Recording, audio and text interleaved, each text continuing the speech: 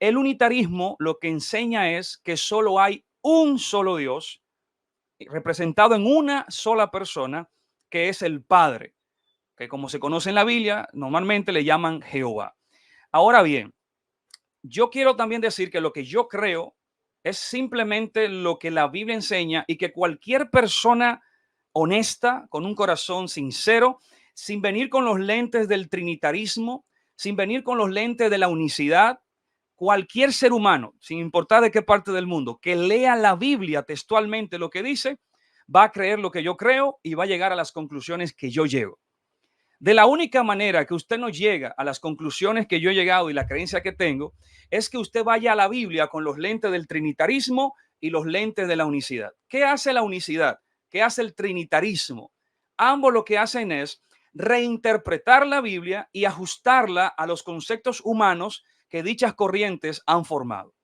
Entonces, textos tan sencillos y fáciles como Juan 3:16, de tal manera amó Dios al mundo que envió a su hijo, a otra persona, la unicidad te va a venir a decir, mira, ok, eso es lo que dice, pero lo que significa, entonces ahí comienzan los problemas, cuando tú tienes que reinterpretar lo que claramente la Biblia está planteando.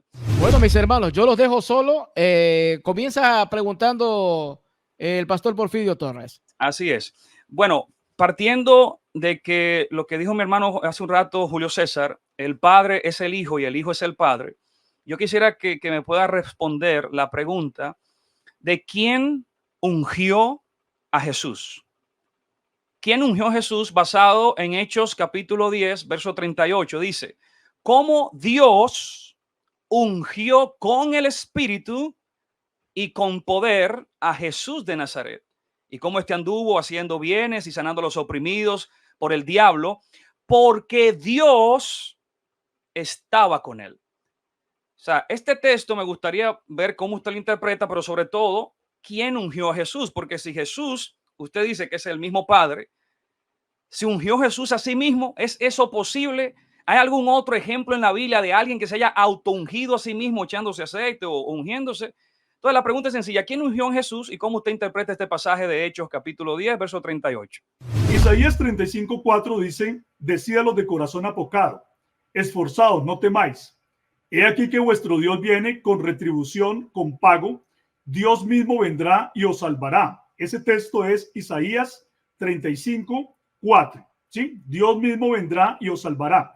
La lectura fácil del texto es esa. Dios mismo vendrá y te salvará. Bueno, Oseas 13:4. Yo soy Jehová tu Dios desde la tierra de Egipto.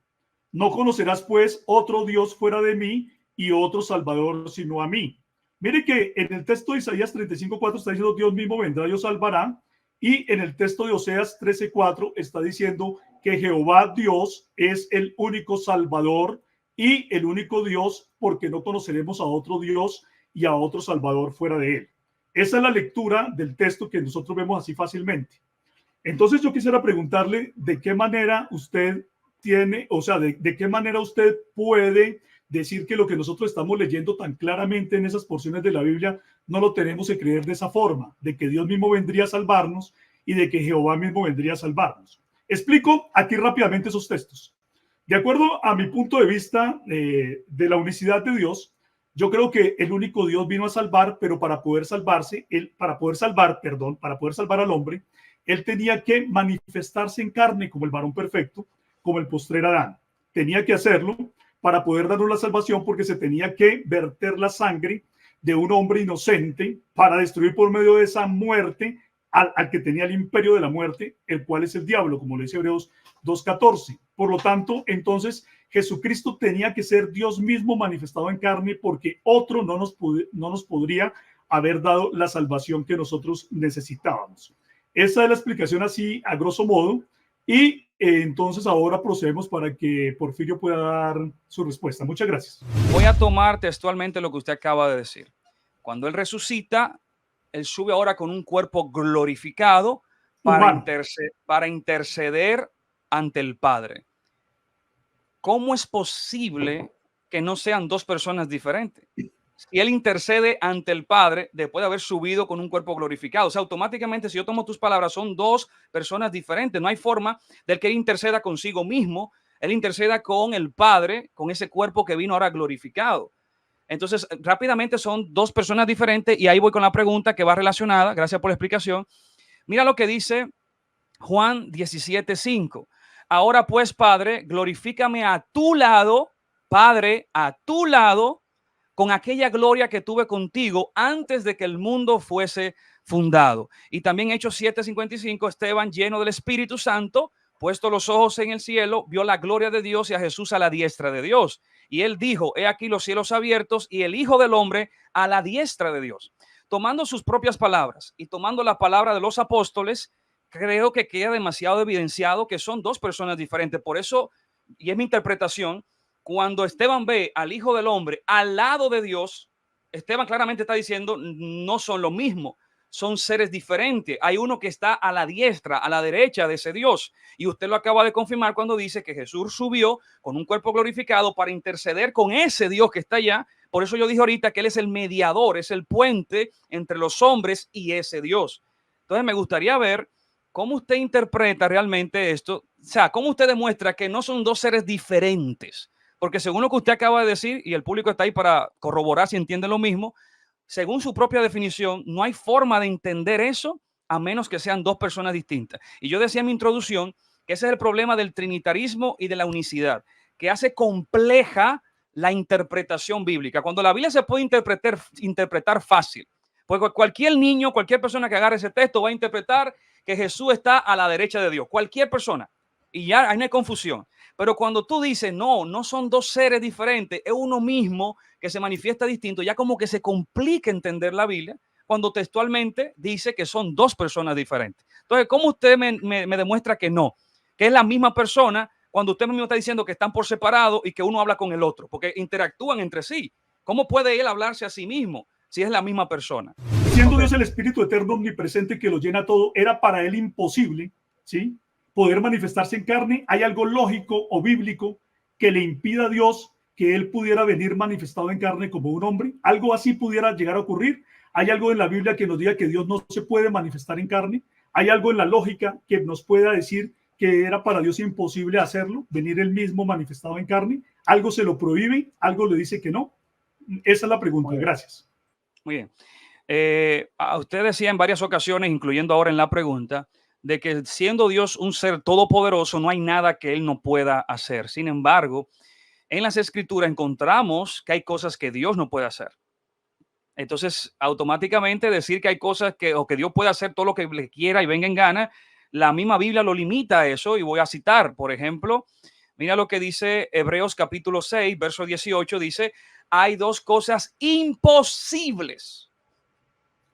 Es la Biblia, no soy yo. Porfirio, yo quisiera aclarar, déjeme precisar la pregunta. No, yo sé que hay cosas que son lógicas, o sea, desde el punto de vista lógico, imposibles para Dios hacer, ¿sí? Pero la pregunta, o sea, yo entiendo esa parte perfectamente, pero la pregunta es... Voy a llegar al punto de la pregunta. Usted puede encontrar alguna razón bíblica o alguna razón lógica, ¿sí? Bíblica o lógica, que impidiera al Dios que es todopoderoso manifestarse en carne. ¿Qué razón? O sea, ¿por qué razón usted dice que él no lo podía hacer? Y que nos lo pueda explicar de una manera bíblica o una manera lógica que nos pueda dejar satisfechos a nosotros los que estamos escuchando esta conversación. Muy bien, excelente. Miren, si según su creencia Jesús y el Padre, voy y repito, está en los primeros minutos del video, lo anoté aquí desde que usted lo dijo para tenerlo presente, Jesús y el Padre son la misma persona, el mismo ser manifestado de diferentes roles. La Biblia dice, Dios es la cabeza de Cristo, Cristo es la cabeza del hombre y el hombre es la cabeza de la mujer. Hay un orden jerárquico donde diferencia la Biblia claramente que Dios está por encima de Jesús, no de una manifestación. Porque ni siquiera en la Biblia usted va a poder demostrar que el Espíritu Santo, Jesús y el Padre son manifestaciones diversas de Dios. Así como el trinitario no puede ni siquiera mostrar que la palabra Trinidad aparece en la Biblia, que Dios es tres en uno, el unicitario no puede demostrar que Dios es tres manifestaciones diferentes, porque tal expresión no aparece. Es una conclusión ideológica que se llega de reinterpretar los textos. Entonces, en todas las cartas de los apóstoles dice, y la gracia de Dios y el favor de nuestro hermano Jesucristo, o el Dios Padre y nuestro Señor Jesucristo, siempre Pablo y Pedro hacían diferencia en que eran seres diferentes totalmente, tanto así que se ora a uno en el nombre del otro porque son seres diferentes. Yo quisiera ver cómo tú interpretas y cuál es tu explicación de que Dios es la cabeza de Cristo y Cristo es la cabeza del varón. Si somos seres diferentes, tanto el varón es diferente a Cristo, nosotros somos diferentes a Cristo, no somos Cristo y Dios no es Cristo y Dios no es Cristo tampoco y son diferentes. Mi interpretación es la siguiente: Dios, que es sobre todo, envió a su Hijo Jesucristo, el cual está por debajo de Dios. Incluso dice la Biblia que Jesucristo no hacía nada sin antes consultarlo al Padre y pedir dirección al Padre, porque eran personas diferentes. Él era diferente y por lo tanto Dios está encima de Jesús, por encima de él, y Jesús por encima de nosotros. Esa es mi interpretación, porque son seres diferentes, algo que sería imposible si fueran el mismo ser manifestado de forma distinta. ¿Cómo interpretas este pasaje? ¿Cómo interpretan los dos exponentes lo que dice primera de Timoteo 3:16? Porque por ahí la pusieron y yo la tenía anotada aquí. ¿Cómo interpreta esos versículos el pastor Porfirio y después responde el hermano Julio César Clavijo? Bueno, eso va a depender mucho de la versión de la Biblia que usted lea. No todas las versiones dicen Dios fue manifestado en carne. Algunas dicen Él fue manifestado en carne, Cristo fue manifestado en carne. Reina Valera pone Dios fue manifestado en carne. Pero si usted busca las diferentes versiones que hay, Dios habla hoy, nueva versión internacional, Biblia actualizada, cada una lo va a decir de manera diferente. Entonces no dice ahí que Dios vino y se manifestó, sino que Cristo fue que se manifestó. Y si vamos al interlineal, el término que se usa ahí no es Teos, sino Cristo. Entonces, mi respuesta es esa, de que ahí no dice que Dios se manifestó, sino que Cristo se manifestó en carne. Bueno, y vamos con la última pregunta. ¿Puede ser juez Jesucristo y abogado al mismo tiempo? Bueno, no, en mi caso, yo lo dije ahorita cuando expuse, es imposible que ante una corte el abogado sea el mismo juez.